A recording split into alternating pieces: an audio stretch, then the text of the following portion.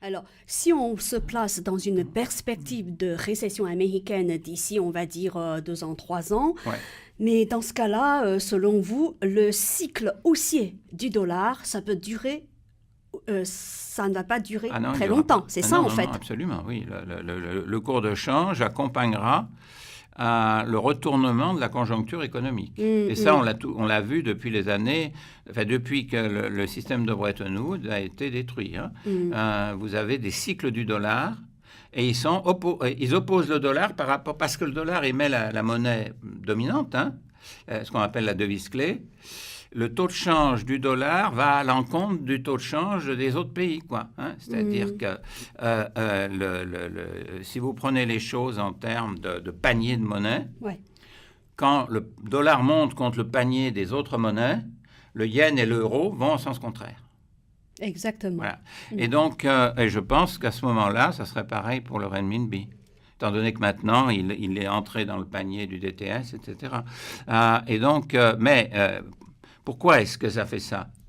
C'est parce qu'on s'attend, on sait que le dollar, que les États-Unis sont encore la première économie du monde, et que par conséquent, une récession américaine aura des effets néfastes ailleurs.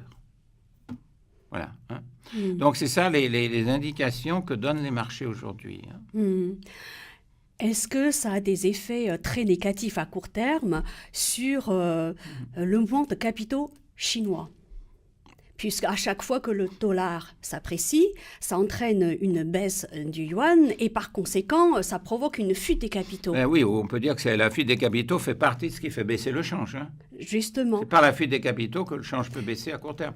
Et donc, mais cette fuite de Pensez-vous... capitaux, elle est rendue possible par la connexion qu'il y a entre le marché intérieur chinois et les marchés étrangers, c'est-à-dire par Hong Kong.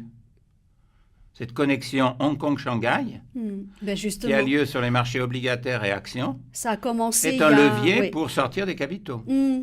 hein. Oui, mais on ne peut pas à la fois vouloir être une monnaie Libéraliser la ouverte monnaie et en même complètement, temps, et puis, ouais. non, mais bien sûr. Et alors, ça veut dire Mais quoi? Ça veut dire que la Chine, la Banque centrale chinoise, elle a comme... elle est quand même devant si vous voulez, des arbitrages, comme toutes les banques centrales. Mais dans les conditions actuelles, c'est le cas. Je vous ai dit, il y a un ralentissement économique oui. intérieur. Mm. Il est clair que le gouvernement a un objectif interne. Il y a une cible, etc. Elle est répétée chaque année.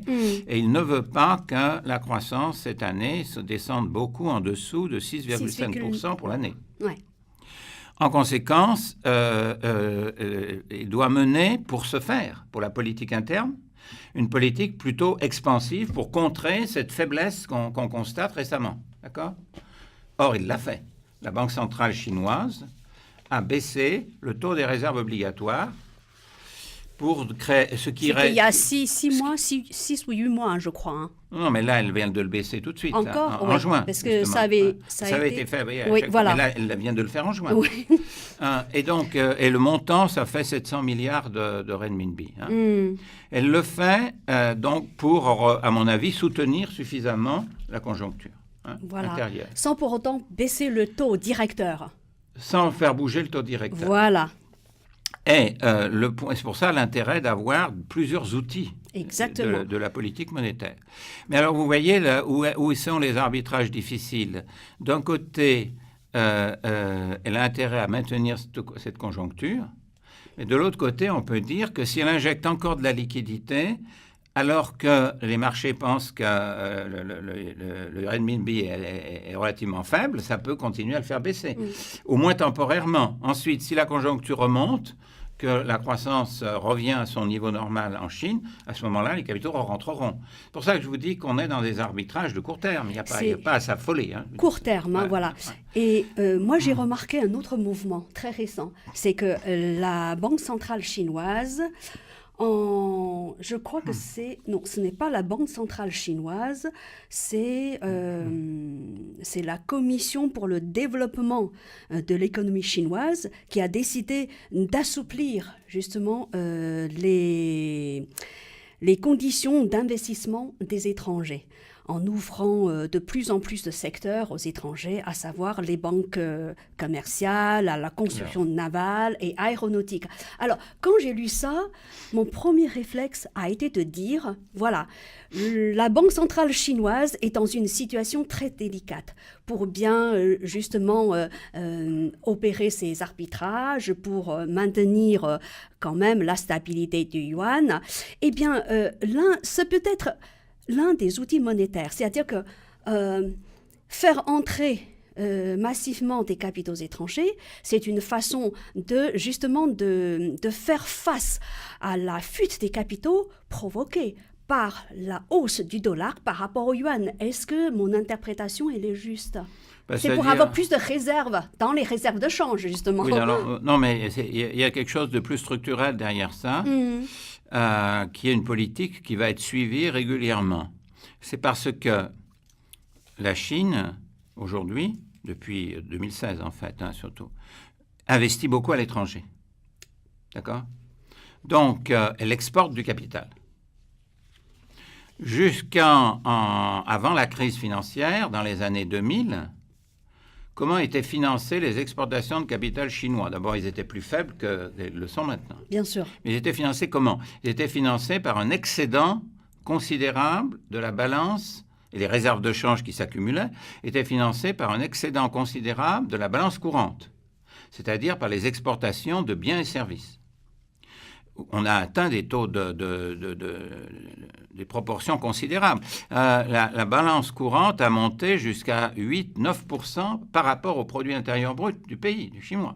C'est énorme. Hein? C'était énorme. Il n'y a que l'Allemagne qui faisait aussi bien, si j'ose dire. Mais maintenant, ce n'est plus le cas du tout. La balance courante, elle est légèrement excédentaire, mais pas plus. Mais je crois que la balance courante, elle est devenue très récemment légèrement déficitaire. C'est exact, même. Mais beaucoup, au niveau d'un mois. Voilà. Mais si on la regarde sur un an, elle fait moins de 2% du PIB. Moins de 2%. Ça a quand même énormément baissé. Hein. Ce qui veut dire que si la Chine poursuit une politique, disons, de développement à l'étranger, ce qu'elle fait, pour des raisons de fond, je vais dire, le projet One Belt, One Road, etc., voilà. Arriver à la frontière technologique, etc. Eh bien, il faut que ça soit des entrées de capitaux qui financent les sorties. Exactement. C'est exactement ce que les Américains ont fait dans les années 50-60, c'est-à-dire.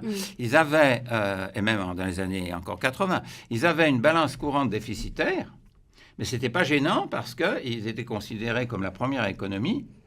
Et donc, on leur prêtait pour leur permettre d'investir à l'étranger, en somme. Et c'est comme ça que les États-Unis se sont implantés dans le monde entier. Donc, la Chine fait ce genre de choses. Et ça fait partie de la montée en puissance d'un pays, ça. Cette capacité de pouvoir attirer des capitaux sous la forme de quoi? Sous la forme de placements financiers, de placements obligataires en particulier, et puis financer soi-même des investissements directs à l'étranger, c'est-à-dire des entreprises qu'on achète, etc., pour acquérir la technologie et tout ça. Donc, ça veut dire que c'est une montée en puissance, en fait, qui exprime ça. Une montée en puissance.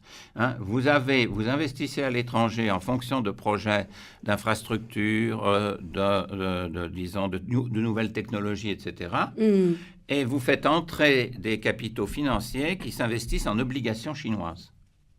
D'où l'importance, pour pouvoir le faire, bien, de développer le marché obligataire chinois. Pour l'instant, c'en est où? Parce que ça fait très longtemps que tous les économistes étrangers chinois demandent au gouvernement chinois de développer massivement le marché obligataire, plus d'ailleurs que le marché action. Oui, alors, en fait, les choses sont passées dans l'autre sens, en 2015, et c'est pour ça qu'il y a eu ces à-coups. Exactement. Parce que les choses étaient assez mal organisées. C'est-à-dire que pour qu'il y ait des marchés obligataires, soit suffisamment... On y ait confiance quand on est étranger. il faut quand même des conditions de régulation de ces marchés qui soient sérieuses et solides. Mm. Or, en Chine, vous aviez 3 organismes de régulation séparés, l'un pour les banques, l'autre pour les compagnies d'assurance, l'autre pour les marchés de titres. Elles ne s'entendaient pas, elles faisaient des choses contradictoires, etc. Donc il y avait une espèce de chaos de la régulation. Alors, tout récemment, le gouvernement a pris des décisions importantes, c'est-à-dire il a fusionné les 3 organismes. Deux des 3, Ouais. et il a créé un organisme de coordination horizontale qui dépend directement du Conseil des affaires d'État, du Standing Committee. Ce qui veut dire que le gouvernement a pris vraiment la mesure de l'importance du marché obligataire, mais récemment. Et donc, à ce moment-là, maintenant, ils sont en train, en effet, de le développer. C'est-à-dire les obligations d'État central doivent être ce qu'on appelle un actif sûr, quoi, hein, parce que l'État central, il est très peu endetté, il a d'énormes réserves, les réserves de change, hein, et donc là où sont les plus de difficultés, c'est évidemment les marchés obligataires des gouvernements locaux qui se sont endettés beaucoup après la crise financière et qui ils se sont endettés dans des conditions douteuses avec le shadow banking, etc. Hein. Et donc, il s'agit de nettoyer ces marchés obligataires locaux. Et c'est ce que le gouvernement essaye en train de faire. Mm. Mais ce qu'on peut penser, hein, si on regarde les choses à 5 ans, c'est que les marchés obligataires chinois vont devenir parmi les plus importants du monde. Les plus importants du monde. Ah hein. oui.